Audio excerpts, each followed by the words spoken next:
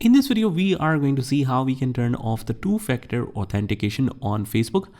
So if you don't want the two-factor authentication to ask you every time to enter that one-time authenticator password, one-time OTP or so on, what you can do is easily just turn it off. From the top right-hand corner, we click on the profile icon and click on the settings and privacy and head over to the settings.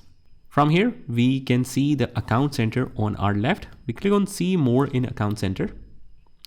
From here, we choose password and security. And from here, under the login and recovery section, we have this two-factor authentication that we want to turn off.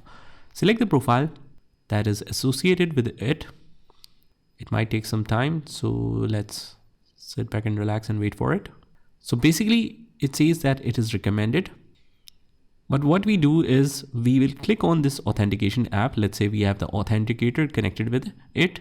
So you will get a login code from the authenticator app. We just turn it off. Your account has advanced protection turned on.